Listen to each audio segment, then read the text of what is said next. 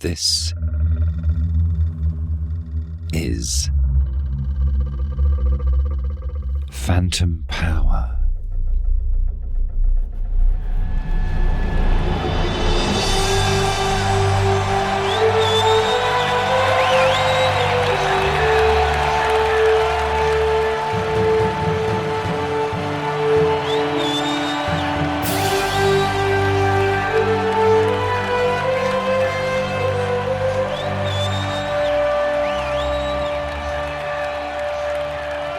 Hey, it's Phantom Power, where artists and scholars tell stories about sound. I'm Mac Haygood. You hear the roaring crowd and the bombastic yet self-important music? That's right, it's February in the United States of America, and Super Bowl Sunday is less than a week away. Today we're going to talk about American football. Okay, look, I know a lot of our listeners aren't in the United States and don't even accept our definition of the word football. And even for many of our American listeners, the National Football League represents some of the worst aspects of American culture. Hegemonic masculinity, deep racial inequities, the glorification of violence, my God, the traumatic brain injuries.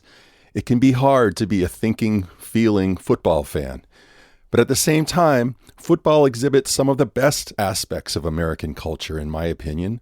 Large, multiracial teams working together to execute a project of enormous complexity, the dedication and physical poetry of the athletes, the fans coming together across political and economic differences to cheer for a shared identity. And there's this rare moment once a year when it feels like the entire country is focused on one game altogether. So today, we're talking about the sound of football, specifically the role of voices in football. And this is the first of a 3-part Phantom Power series called Voices. In the coming months, we will investigate human voices in terms of both gender and ability.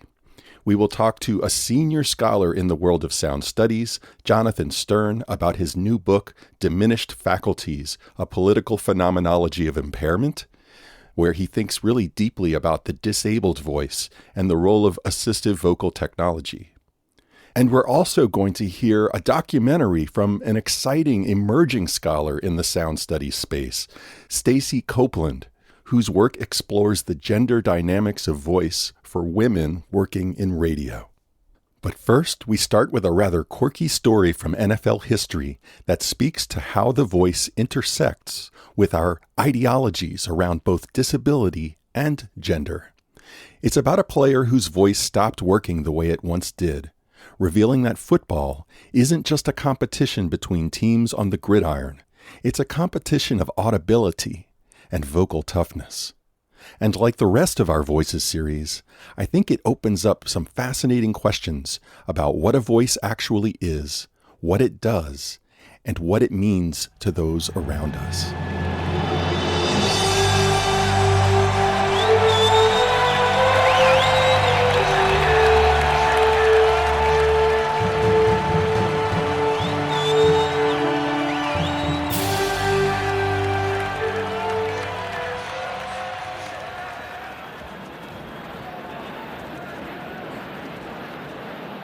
We'll start in San Francisco.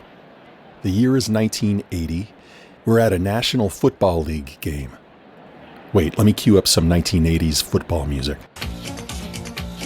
Okay, so the San Francisco 49ers are a middling team, and they're currently losing to the Atlanta Falcons, who are having a pretty great season. Announcer Vin Scully and commentator Hank Stram are calling the game for CBS. It is 2nd and 19 for Steve DeBerg. Remember, DeBerg has a nerve problem with his vocal cords. He's wearing a power pack and a microphone. So this is the early 1980s, just before the 49ers' glorious Joe Montana 1980s. Montana is the backup quarterback right now. The starting quarterback is the not-so-memorable Steve DeBerg. Intended, Frank Reed was defending. Let's look at DeBerg. You might be able to see the microphone. It's on the lower bar of his face mask, and if you notice, he looks like he's starring in The Hunchback of Notre Dame. That's the power pack with the amplifier, and he claims that it hinders him in the very early going, and then after a couple of minutes, he's accustomed to it. Last week, they made believe he had technical problems, brought in Montana, who bootlegged for a touchdown against the Jets. Smart football, good strategy. As journalist Eric Branch details in the San Francisco Chronicle, DeBerg had damaged vocal cords from a hit to the neck. His voice had no power anymore, and also it needed time to heal. But this is the NFL, where people play through injuries all the time. When his throat specialist told him not to speak for a month, DeBerg said, "I'm an NFL quarterback. I have to yell over 75,000 fans. I can't not talk." And so an unusual footnote to football history was born. And speaking of wind factors, we mentioned before, we'll mention again, that Steve DeBerg has a problem in that he can't be heard calling signals because of an injury to his larynx, and so he's been equipped with a backpack and a microphone. He used it last week all right. So I first got wind of this story by way of the Pick Six podcast, an American football podcast.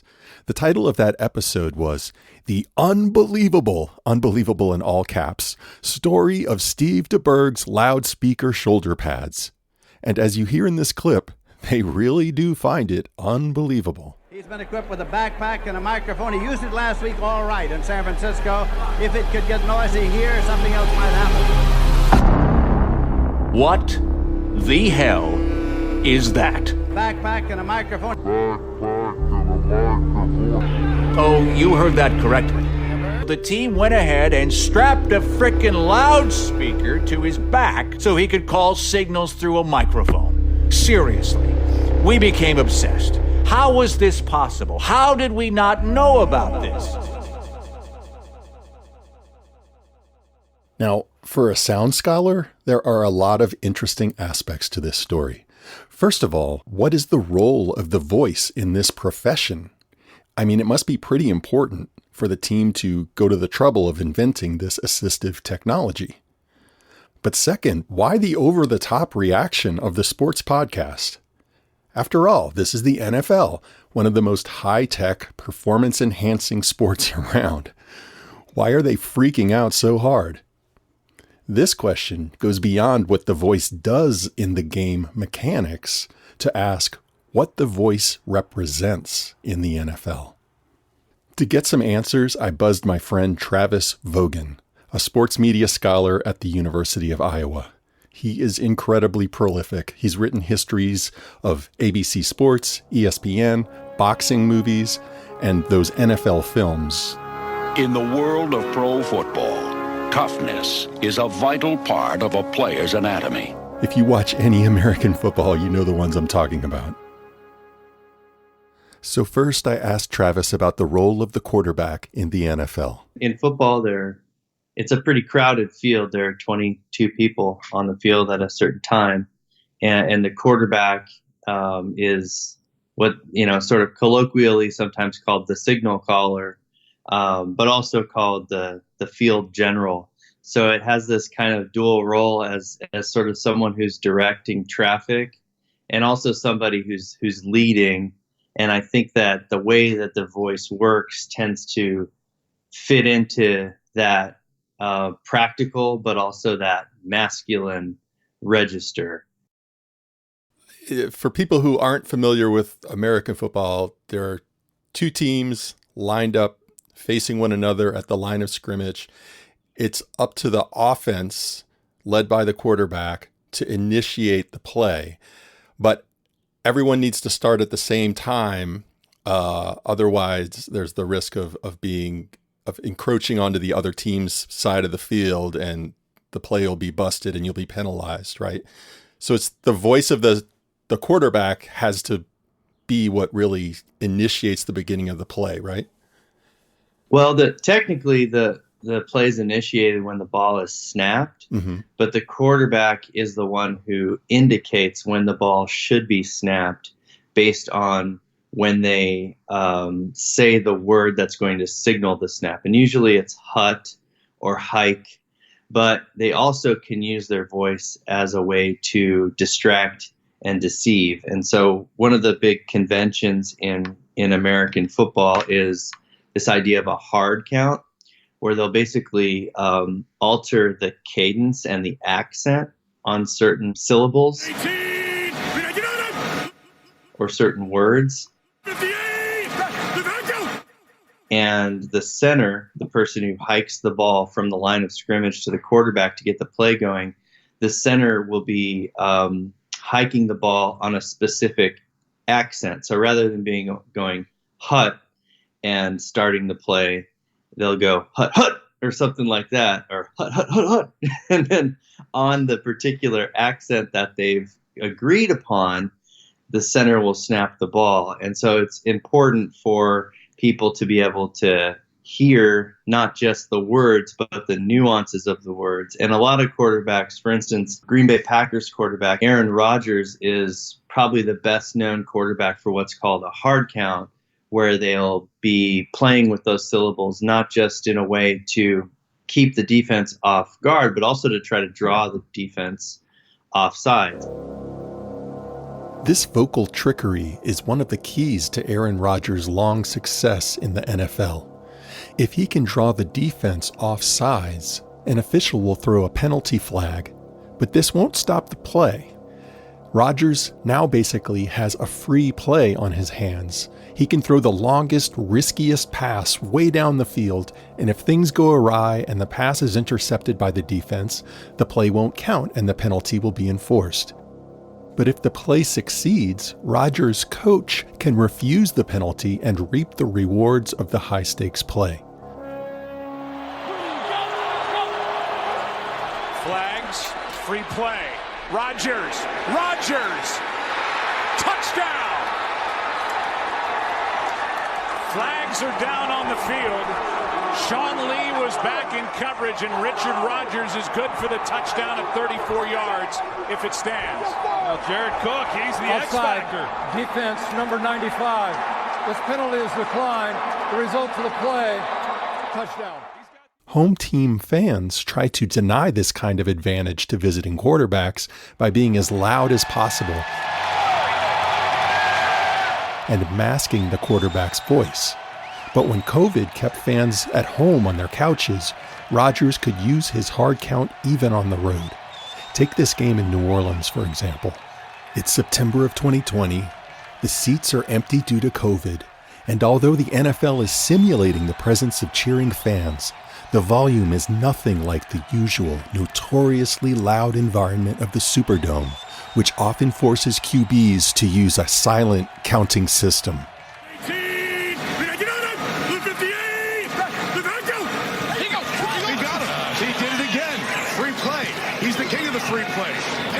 Shot Rodgers almost pulled down by Lazard, but that's going to get another flag down there in the end zone. And this is exactly what we're talking about with the snap count. This does not happen if this is a normal crowd in here. No way. They're in a... After the game, Aaron Rodgers acknowledged that the lack of fans helped him get his first win in the Superdome in years. For the first time in 3 tries, you get a win here at the Superdome. How would you value the ability to communicate in here and to be able to use that hard count the way you did? Yeah, it's a big weapon for us. It's a lot different environment than in 2008 and 2014. You know, this place is rocking all the time. I know we all miss that in the sport. You know, just the fan interaction, the energy from the crowd. But it definitely helps us out in a tough environment like this.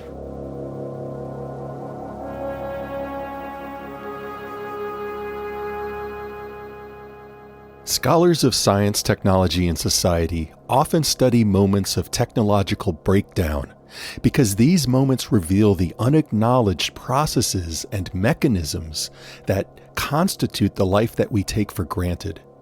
When Steve DeBerg's vocal cords were paralyzed, it highlighted just how important a quarterback's voice really is.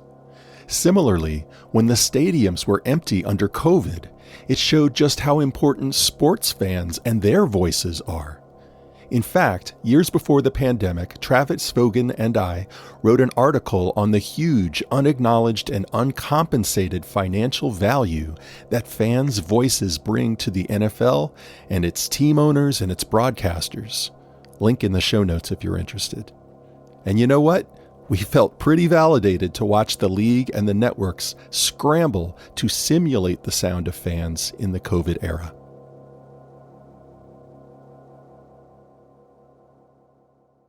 Let's take a quick break And when we come back, we'll dive deeper into the roar of the crowd, a sonic space where acoustics, community, affect, gameplay, and ideology collide.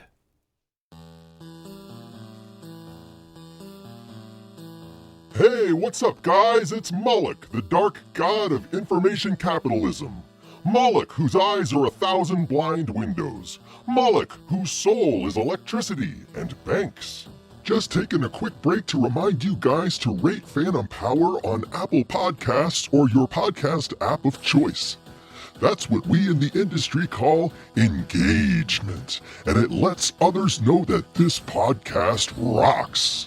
Today's 5-star review comes from Man O' Reason in Australia, one of the finest programs on sound culture. Can't recommend this podcast highly enough for anyone interested in sound culture.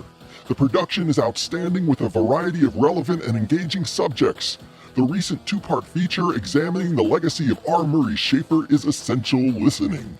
Right on, man. So remember, do Mac a solid and leave a review. Who knows, maybe you'll get a shout out from yours truly, Moloch, the dark god of information capitalism. Now back to the show.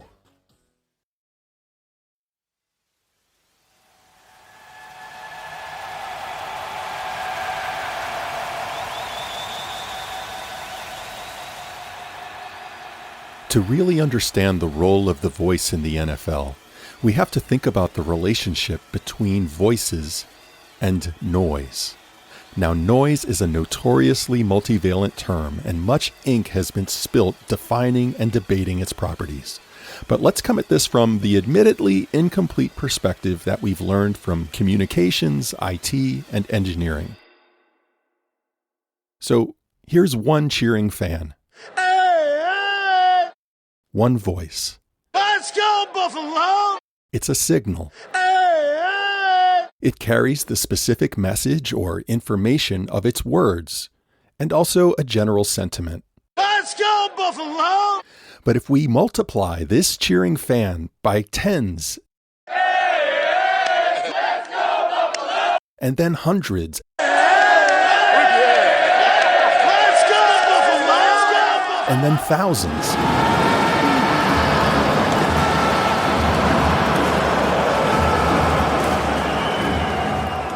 this multitude of individual signals begins to cancel out its own linguistic information.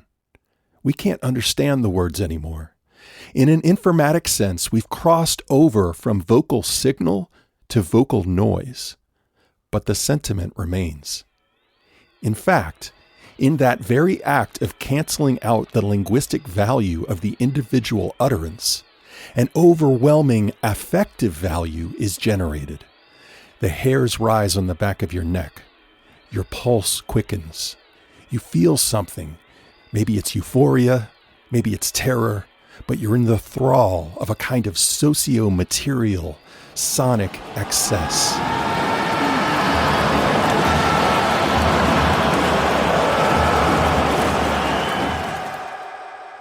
A wall of sound. In our article on crowd noise, Travis and I got specific about the value that cheering fans bring to the NFL and its media partners. It's an activity that constitutes fandom for those in the stands and transmits an affective charge for those watching and listening at home. We charted how the league started off trying to regulate fan noise, actually penalizing home teams whose screaming fans disrupted visiting offenses.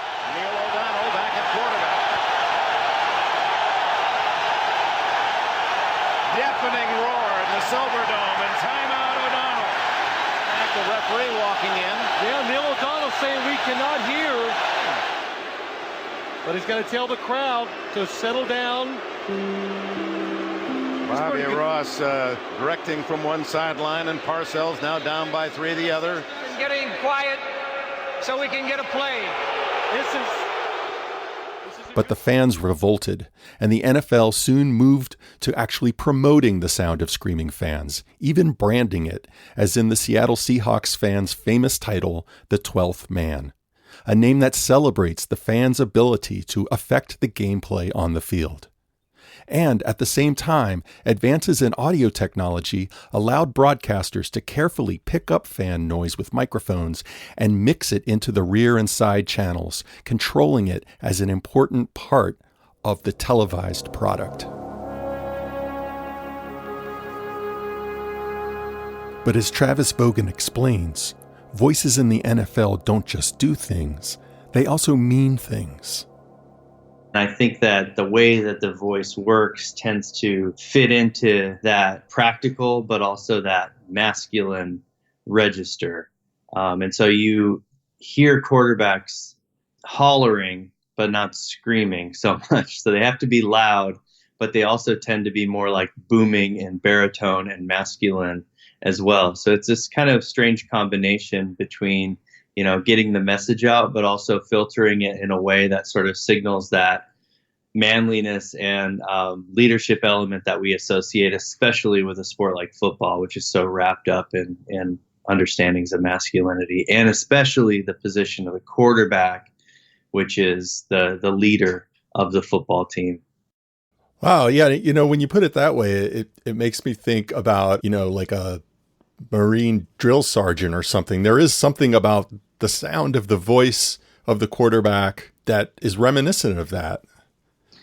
Yeah, you're right. The sort of like company halt. That's sort of, I don't know exactly what they say, but the cadence is very similar to something like a drill sergeant, or when you see some kind of military pageantry.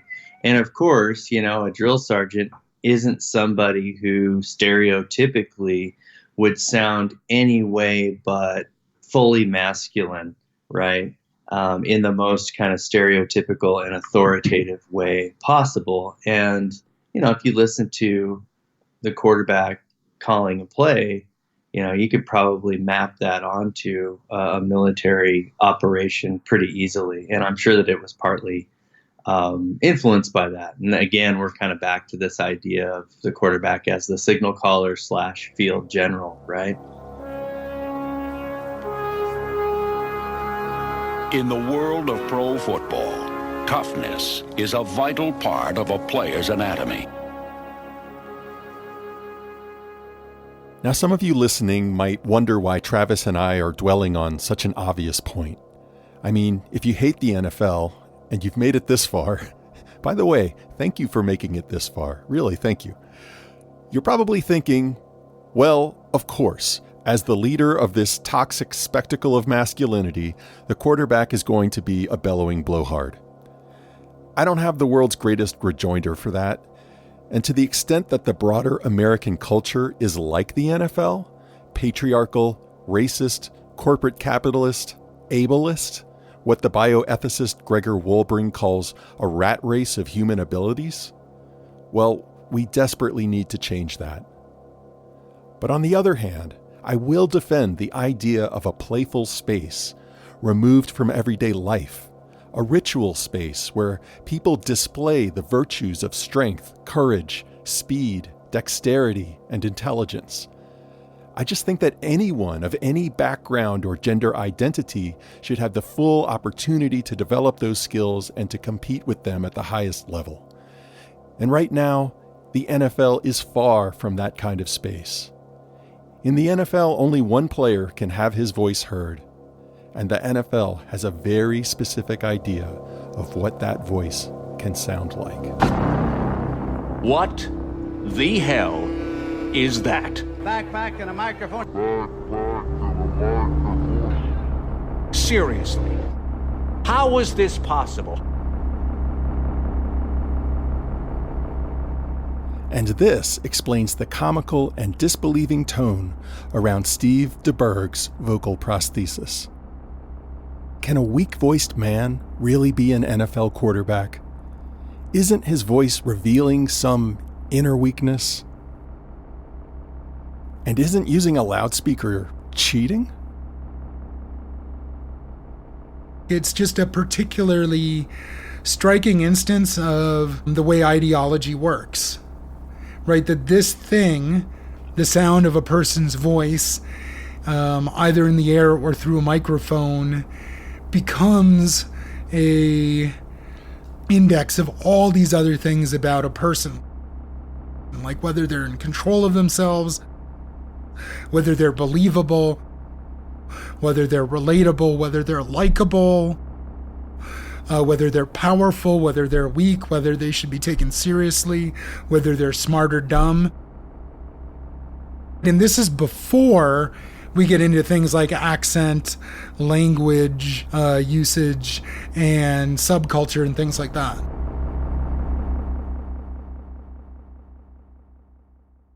That's sound scholar Jonathan Stern.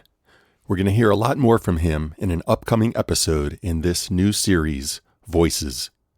In particular, we will reverse engineer the relationship between voice and ideology that he just described.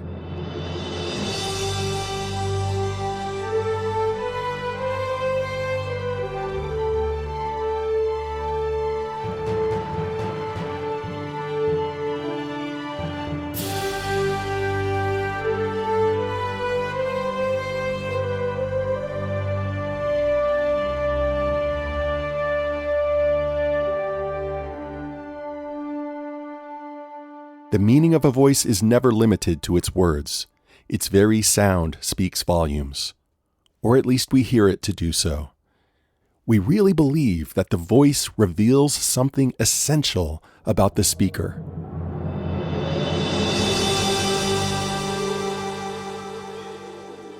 But maybe what we're really hearing is the sound of our own unspoken beliefs. Is there an implicit sound in your head of what a quarterback sounds like? And is that sound keeping other voices from sounding natural in that role? In an NFL where black quarterbacks are still too rare and openly gay or trans quarterbacks are unheard of, this question of what sounds natural to us matters. As we've seen, the NFL isn't just a battle between teams. It's a battle between voices in the fight to be heard.